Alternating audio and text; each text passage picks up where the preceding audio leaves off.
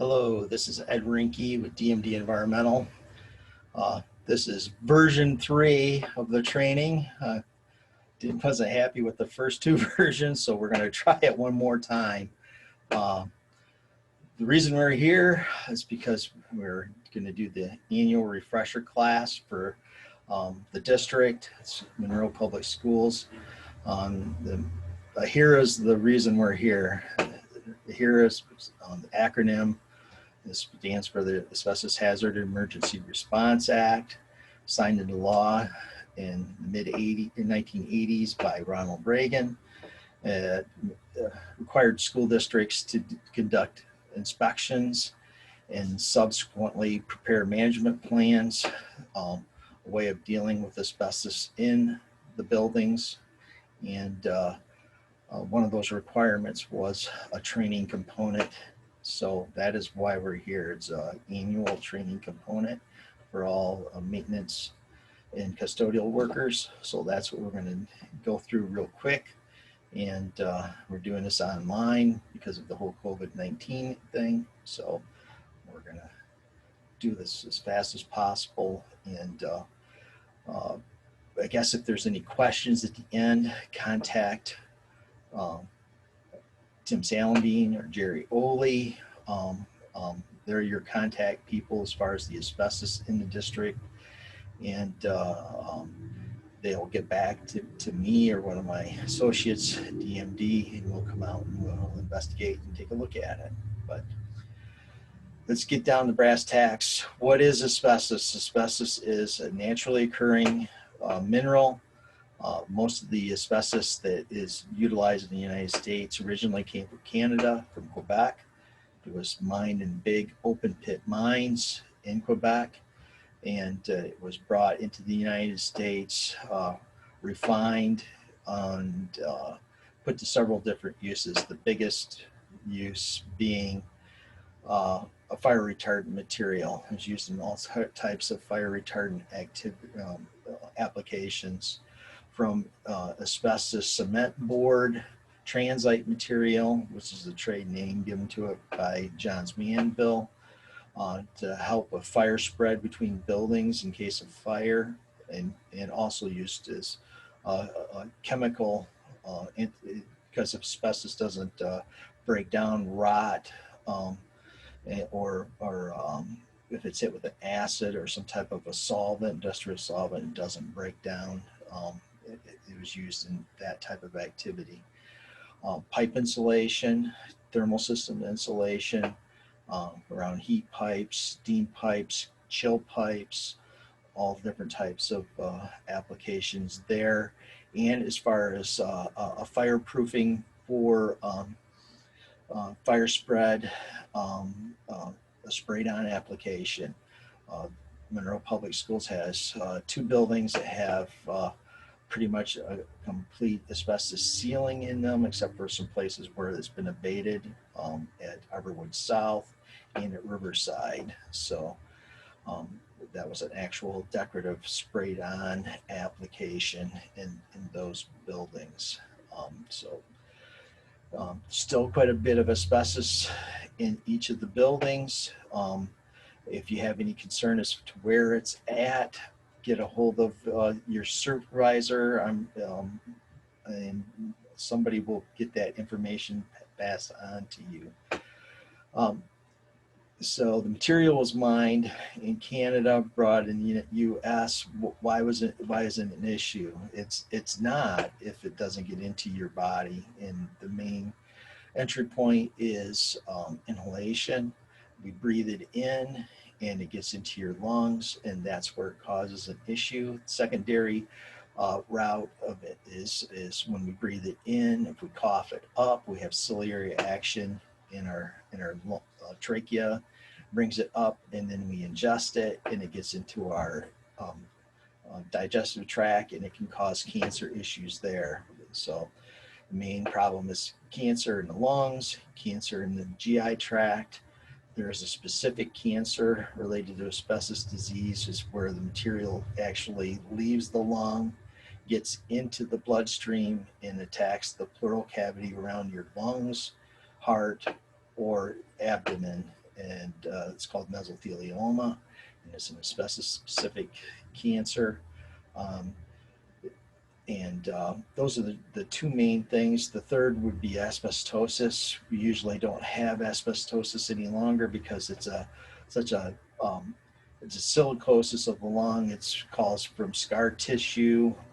Too much asbestos getting into the lung. It's related to black lung disease, and very few people develop that anymore because you have to be exposed to it at a high rate. So mainly the cancers. Uh, the one thing about asbestos exposure is you're not going to develop any disease from it within a short period of time. It has a long latency period, meaning 8 to 10 years typical between exposure to the time you develop any symptoms or the actual disease. So we have 8 to 10 years, 20, 25, 30 years before we have any actual development of disease. The other thing we need to talk about is smoking and its synergistic effect with asbestos exposure. Have anywhere from a 50 to 90 times greater chance of developing a cancer when you mix the two together.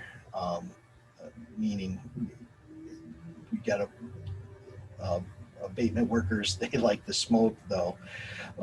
People that work with it all the time is probably the worst thing that they can do. But you have a greater chance of coming down with asbestos related disease if you smoke. And the reason being that the tars, mainly from smoking and nicotine, coats that ciliary action that brings things up normally, so that the asbestos containing material gets down into your lungs, deeper down into your lungs.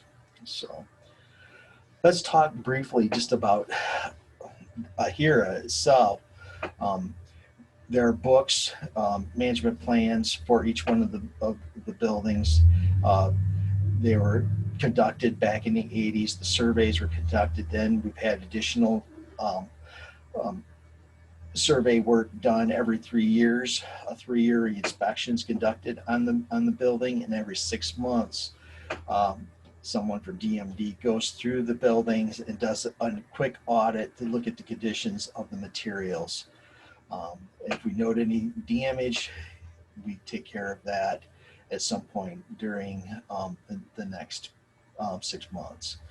So this year there was limited abatement, mainly at the admin building and a couple of the elementary schools as far as floor tile, carpet replacement. Um, I'm not sure what's in the pike for this upcoming year, but um, I we didn't get into a lot of friable material this year. Um, like friability, let's talk about friable versus non-friable right now.